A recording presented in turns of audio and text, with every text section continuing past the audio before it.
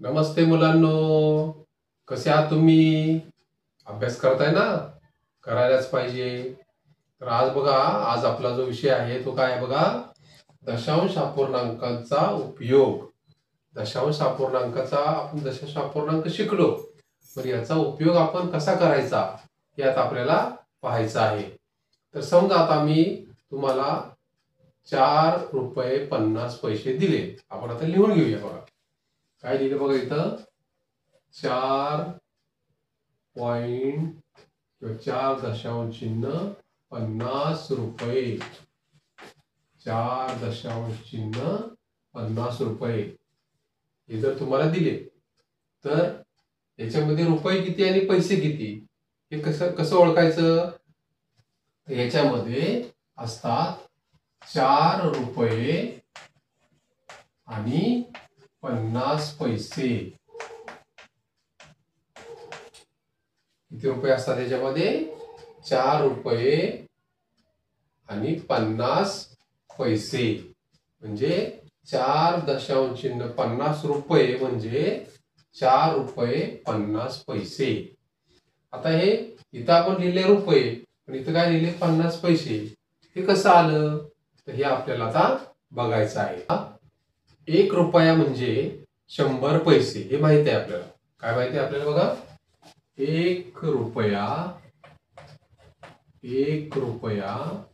म्हणजे किती? 100 पैसे. 1 रुपया म्हणजे काय असतं? 100 पैसे, हे आपल्याला माहित आहे. तेच आता आपण काय करूया, फक्त उलट लिहूया. काय करायचं? फक्त उलट लिहायचं. म्हणजे काय लिहायचं बघा, 100 पैसे म्हणजे 1 रुपया. 100 पैसे म्हणजे काय? 1 रुपया. आपण इथं काय केलं? फक्त उलट केलेलं आहे. 1 रुपया म्हणजे काय? 100 पैसे. म्हणजेच काय? 100 पैसे म्हणजेच 1 रुपया. आलं लक्षात? आता बघा, 100 पैसे म्हणजे 1 रुपया. मग 1 पैसा म्हणजे किती रुपये ते बघूया आपण. 1 पैसा म्हणजे किती रुपये? तर 1 पैसा म्हणजे 1/100. 1/100. 1/100 रुपये. लक्षात? 1 पैसा म्हणजे काय? 1/100 रुपये. आता 1/100 हा काय आहे?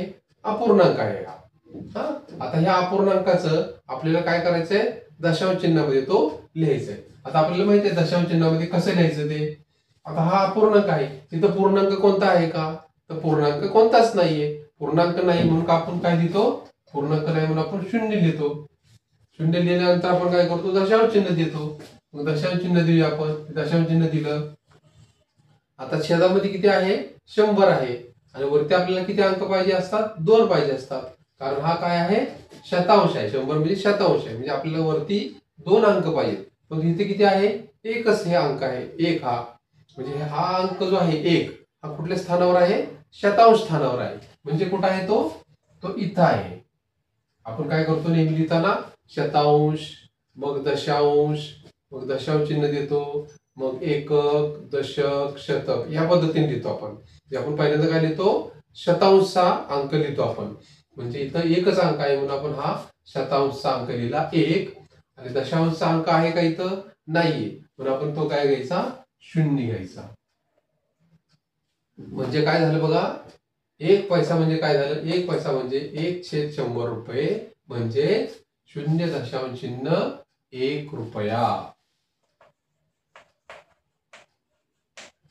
0.1 रुपया. आता 1 पैसा म्हणजे काय? 0.1 रुपया. समजा आता आपण घेऊया 3 पैसे. 3 पैसे म्हणजे काय होईल?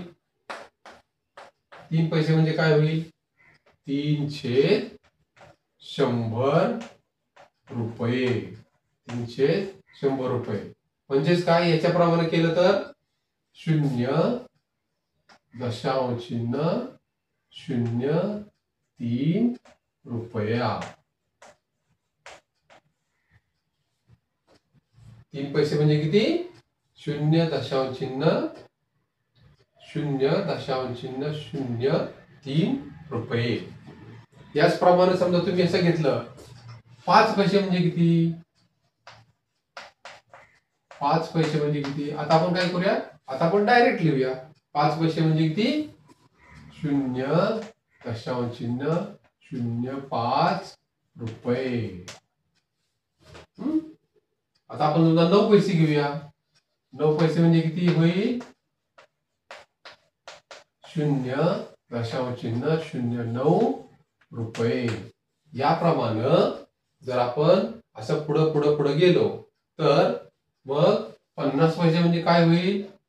50 पैसे म्हणजे 0.0. आता 50 म्हणजे काय आहे?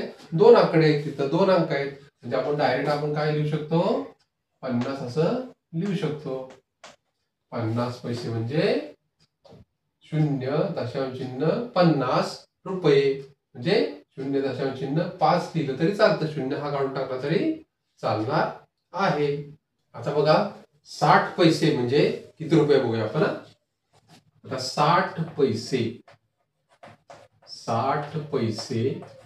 म्हणजे आता मगाशी आपण बघितलेलं, आता आपण डायरेक्ट लिहूया. 60 पैसे म्हणजे किती रुपये? तर 0.60 रुपये. आता हा जो 60 लिहिलेला आहे आपण, 60चा हा जो 0 आहे हा नाही लिहिला तरी आपल्याला चालणार आहे. मग काय लिहायचं? फक्त 0.6 रुपये. म्हणजे काय झाले? 60 पैसे झाले. काय झाले? 60 पैसे झाले. आलं लक्षात? आता बघा आपल्याला काय माहित आहे की 1 रुपया म्हणजे किती? 100 पैसे. 1 रुपया म्हणजे किती? 100 पैसे. त्याचप्रमाणे 2 रुपये म्हणजे किती? 2 रुपये म्हणजे 200 पैसे. 5 रुपये म्हणजे किती? 505 रुपये म्हणजे किती? 500 पैसे. लक्षात? तर जसं आपण 60 पैसे म्हणजे 0.6 रुपये असं लिहिलं, म्हणजे आपण काय केलं? पैशाचं रूपांतर, या पैशाचं रूपांतर आपण रुपयामध्ये केलं. तसं आपल्याला रुपयाचं रूपांतर पैशामध्ये सुद्धा करता येतं, जे पूर्ण आहेत ते. बघा 1 रुपया म्हणजे 100 पैसे, 2 रुपये म्हणजे 200 पैसे, 5 रुपये म्हणजे 500 पैसे. आलं लक्षात? तर आता आपण काय बघितलं अगदी बघा, 60 पैसे म्हणजे काय आपण बघितलं, तर 0.60 रुपये म्हणजे 0.6 रुपये. याच्या अगोदर आपण काय बघितलं बघा, 1 पैसा म्हणजे किती रुपये होते? 0.01 रुपया. बरोबर आहे? 1 पैसा म्हणजे काय होतं? 0.01 रुपया. आता हेच आपण उलट करूया. म्हणजे कसं करूया बघा, 0.01 रुपया म्हणजे किती पैसे होतील? 1 पैसा होईल. 1 पैसा. आपण काय केलं? फक्त उलट केले. ही बाजू इकडे लिहिली आणि ही बाजू इकडे लिहिली आहे. 0.01 रुपया म्हणजे 1 पैसा. याच्याप्रमाणे बघा, आता असं समजा तुम्हाला कोणी सांगितलं 0.07 रुपये म्हणजे किती पैसे होतील मग? तर 0.07 रुपये म्हणजे फक्त 7 पैसे होतील. किती पैसे होतील? 7 पैसे. अजून एक उदाहरण घेऊया. 0.08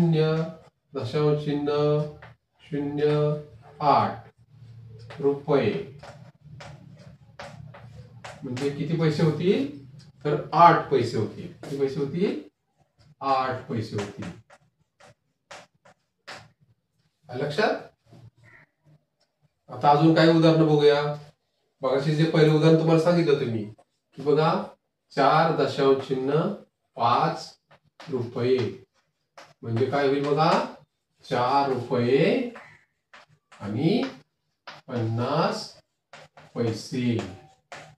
त्याचप्रमाणे बघा 17.65 रुपये म्हणजे किती होईल 17 रुपये आणि हे किती आहे बघा 65 दशांश चिन्ह 65 आहे म्हणजे काय होईल 65 पैसे. लक्षात.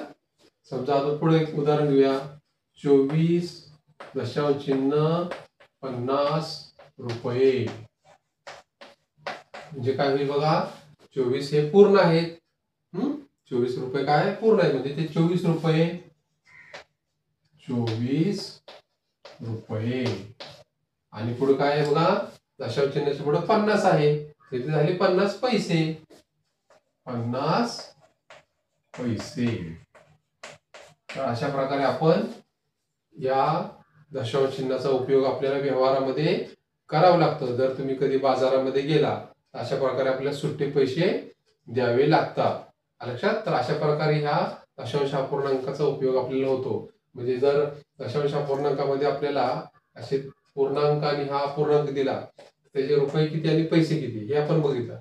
त्याच्या अगोदर काय बघितलं फक्त पैसे असतील तर त्याचे रुपये कसे करायचे हे बघितलं आपण. लक्षात.